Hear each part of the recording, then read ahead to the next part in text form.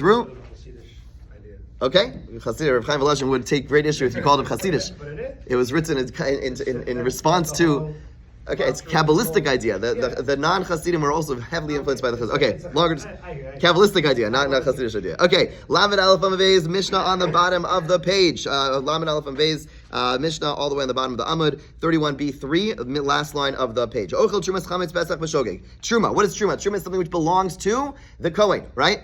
You have to remove, when you have produce, you remove a certain element of the produce and give it to the Kohen, and that belongs to the Kohen. So if a person gives Truma to a Kohen, okay, then someone comes along, and so Kohen has Truma, okay, and someone comes along and eats that Truma on Pesach B'Shogeg by mistake, Mishalim Keren B'Chomesh. You pay back. This is a general rule. Whenever you eat any Truma by mistake, you have an obligation to pay back the primary what you stole, but you also are obligated, there's a fine of paying a fifth. Okay, so if you ate it by mistake, you do a fine plus a fifth. However, b'mezid, 31b4, if you did it deliberately, pater min tashlumin, you don't pay anything back, umin me'etzim, nor do you pay back even the value as firewood. Okay, so what? Very strange. If I did it by mistake, I pay. If I did it on purpose, I don't pay. The answer is yes, because when I steal from a Kohen by mistake, then the payment is not actually a payment of I'm paying him back because I stole from him. The payment is actually an opportunity for me to atone for myself. It's an opportunity for forgiveness. It's not like I owe him a certain dollar amount. It's that if I did it by mistake, God says, okay, I'm going to create an opportunity for you to atone for yourself. So it's not that I'm paying him back for stolen goods. It's that since I made a mistake, Hashem said, I want to give you an opportunity for forgiveness.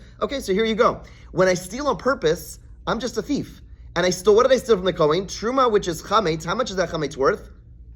Nothing. He can't eat it. It's complete asur b'hana, and therefore I don't pay him back. There, I'm just a thief, and a thief steals. If I walk into someone's house and I steal nothing, and then you came into the house, you stole nothing, pay us back. I pay back nothing, right? So when I steal b'mezid, I'm a thief, and therefore I pay back nothing. When I did it by mistake, then I made a mistake, and God says, okay, we give you an opportunity for kapara, and how do we make how do you get kapara? By giving back the value of this thing plus a fifth. But it's not about restitution; it's more about atonement, and therefore we don't care about the fact that this item is valueless right now. Okay, let's go into the Gemara. Tzan Hasam. Hochel truma b'shogeg. A person eats truma by mistake. Okay, this is in general, not chametz. Misham keren v'chomesh. You pay back in general the principal plus 1/5. Echad ochel, the echad shos. So whether you eat it, whether you drink it, it's 32a1. V'echad sach, or you anoint yourself with lama beis madalf, or you anoint yourself with that truma. Echad truma tameya, the echad truma tahora. Whether the truma is tamei, whether the truma is tahar, mishalim chomesh, you pay back a fifth. V'chumsha to chumsha, and you would pay a fifth on the fifth. What that means is as follows. Let's say I stole, I by mistake stole chametz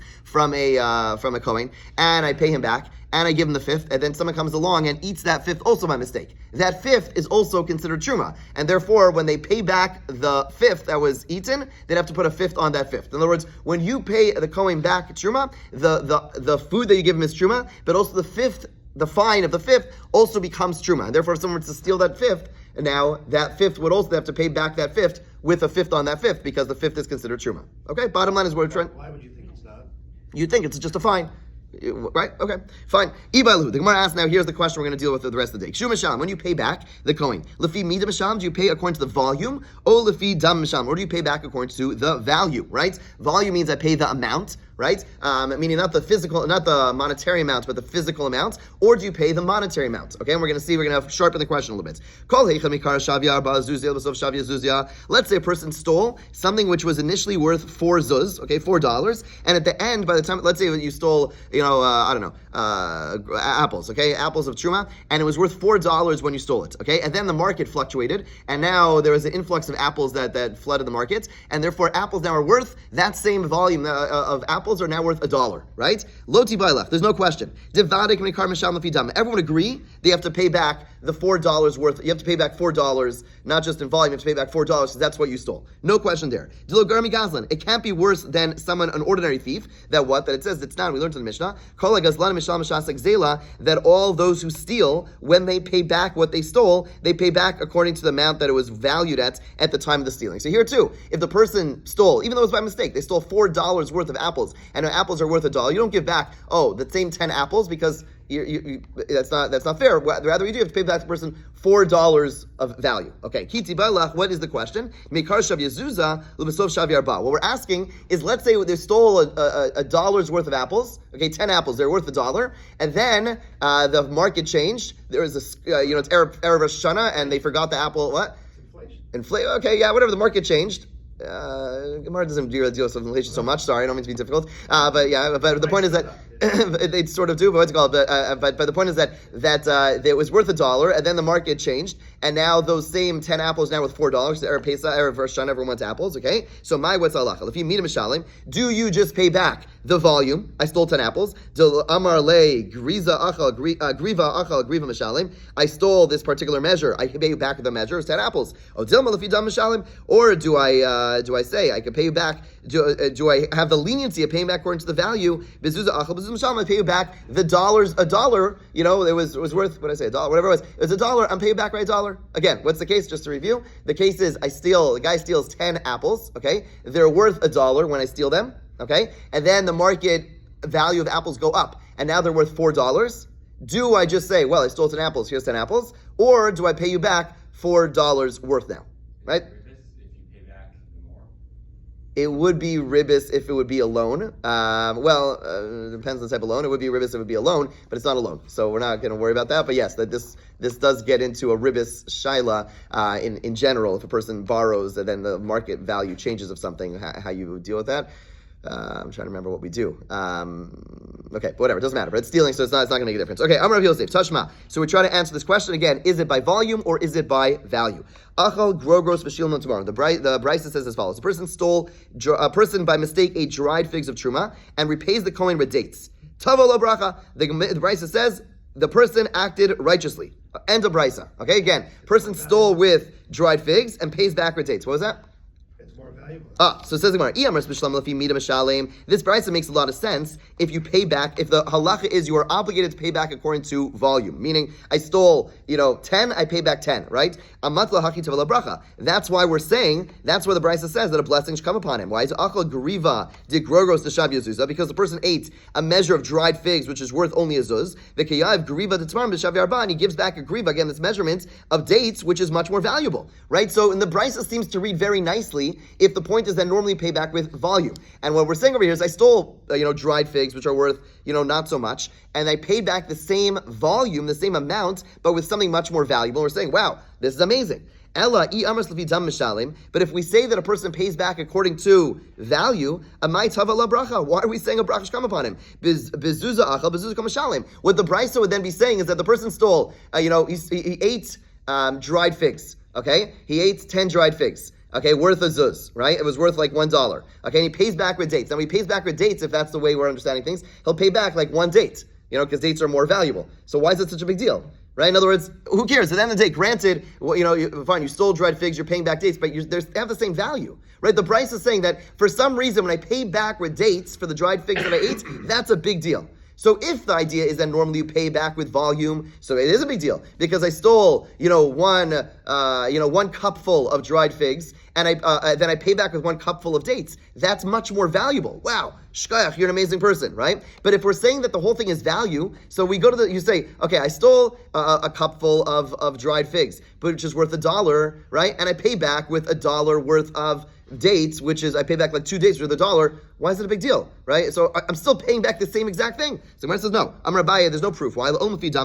Really, you could say that really a person pays back with value. Why does the Brisa say that this is special, that a bracha should come upon the person who pays back this way?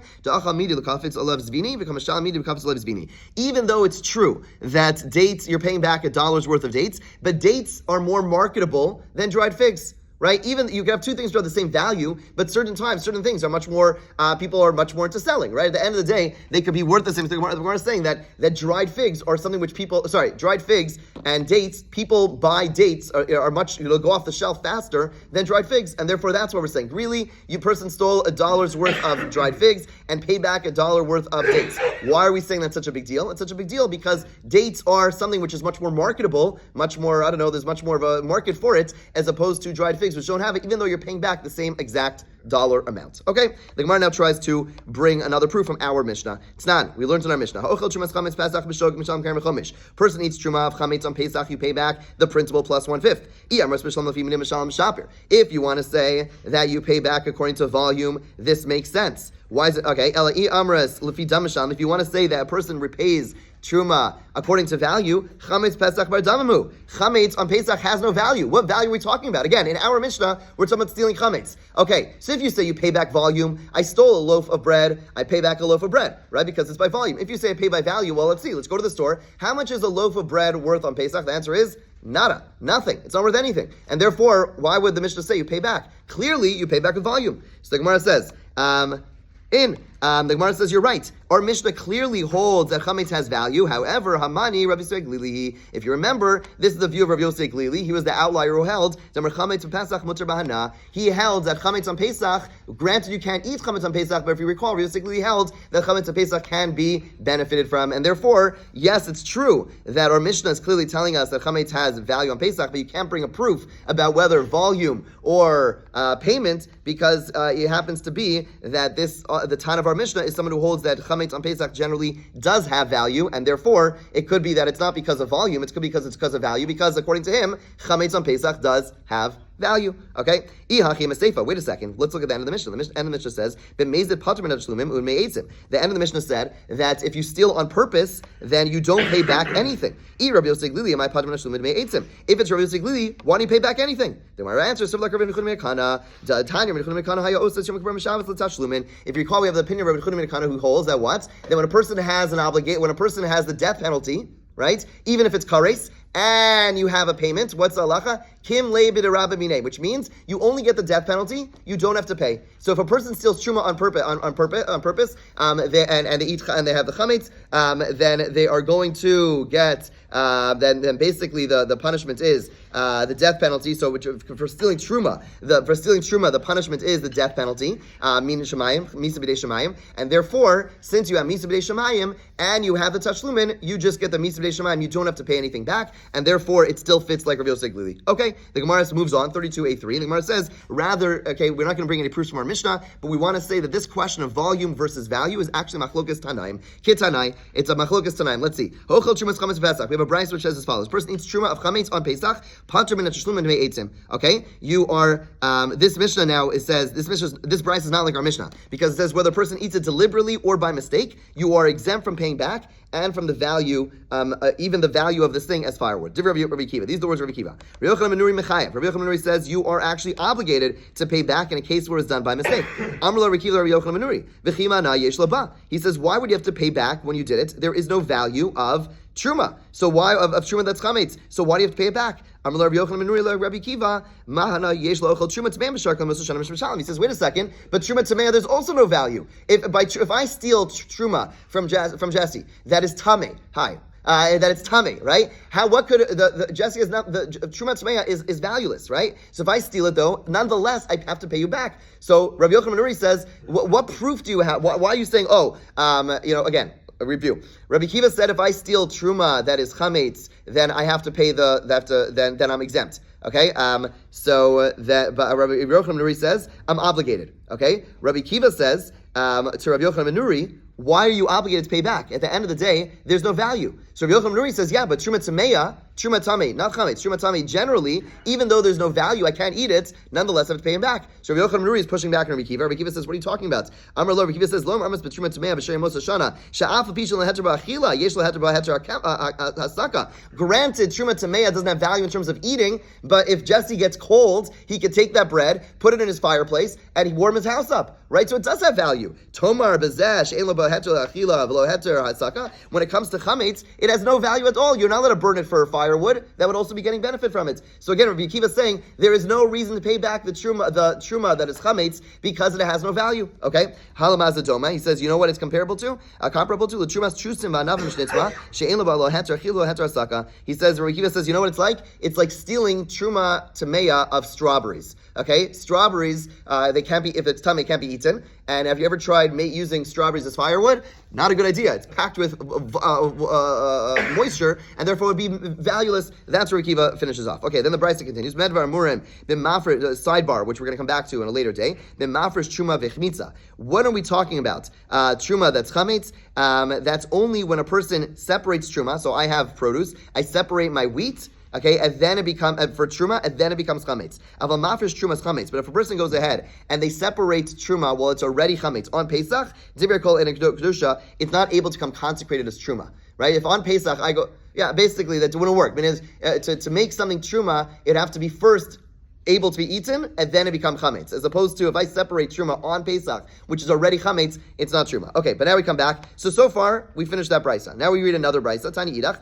v'nas l'kohen es hakodesh. The pasuk says, if a person eats from truma by mistake, you add a fifth, and you pay back the holy to the kohen. So why does it say the holy? Davar ravi lios kodesh. When you give something to the kohen, it has to be something which is fit to become holy. It's fit to become truma. If I steal from a kohen, I have to pay him back for something which is fit to become truma. Okay, pra la'ochel trumas chametz Pesach, to exclude someone who by mistake eats truma of chametz on Pesach, who I'd be exempt from paying back. Why? Because if I pay it back, it wouldn't become truma. We just established that chametz on Pesach is not able to be kodesh, right? So I can't pay back if I steal chametz. If I eat chametz truma on Pesach, I don't pay. I'm patur. That's the words of Rabbi Eliezer ben Yaakov. Rabbi Eliezer chisma mechayev. Rabbi Eliezer chisma disagrees and says you are obligated. Amalei, this is all going to be the same back and forth we had before. Amalei Rabbi Eliezer ben Yaakov. Rabbi Eliezer chisma v'chima na yesh laba. What benefit do you have from it? Why would you have to pay back? What do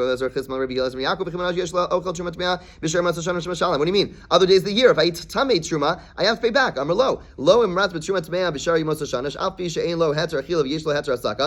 but truma tamei generally has the opportunity to burn. It does have value. You're gonna have, what about chametz of Pesach? There's nothing to do with it. But he answers, Rabbi Eliezer Chisma answers differently. He says, even here by chametz truma of chametz, you could benefit from burning it. For the Kohen wants, he could give it before his dog to eat, or you could take this chametz and put it under the pot for food. So the Gemara says, Amar Baye. Okay, so clearly, Rabbi Eliezer Chisma holds that truma, that chametz is mutter b'hana. Clearly, he holds like who? Which Rabbi Yosef Glili, right? So it says the Gemara. Let's conclude the Gemara. Amar Baye. Everyone that we just quoted, except for Rabbi Eliezer Chisma, all holds that chametz is forbidden in benefit. So Rabbi Kiva and Rabbi Yochanan ben Nuri, that first price, so what are they arguing about? Rabbi Kiva holds you pay back according to value, and that's why he said if I eat chametz, I don't pay back anything because it's according to value. Rabbi Yochanan ben Nuri says I do pay back. He says why? Why does he hold you have to pay back? Because he holds you pay according to volume. Pshit, the Gemara says this is obvious. Ma'adatim, the Gemara says not so obvious. Rabbi Yochanan ben Nuri nami Rabbi Kiva sphere lei dam lefi dam mishalim. Maybe Rabbi Yochanan ben Nuri actually agrees that one pays according to value. So why does he say you have to pay back? Because he holds Rabbi Yosef Glili, who holds that chametz Pesach is actually permitted in benefits. That's why he holds you pay back. The Vice coming tell you that no Rabbi Yochanan ben Nuri, who argues Rabbi Kiva, actually holds that you pay back by volume, and he does not hold like Rabbi Yosef Glili. The Gemara says maybe he does hold like Rabbi Yosef Glili. The Gemara says in pain. If he actually held like Rabbi Yosef Glili, nahad le Rabbi Yochanan ben Nuri le Rabbi Kiva, ki heichi nahad le Rabbi Eliezer Chisma Rabbi Eliezer ben Yaakov. If he actually held like Rabbi Yosef Glili, then he should have responded to Rabbi Kiva the same way that Rabbi Eliezer Chisma responded to his counterpart. Because remember, if the last line of that last brisa was, but you do have the chametz has value, you could burn it. The fact that Rabbi Yochanan ben Nuri does not say that back to Rabbi Kiva clearly holds that he does not hold it as value, and therefore we see that there are those one brisa was holding that we pay that according to value, Rabbi Kiva, and then the other holds you pay back according to volume, and that is what comes out of these brisas. So we see it's machlokas tonight whether you pay back with volume or with value. Okay.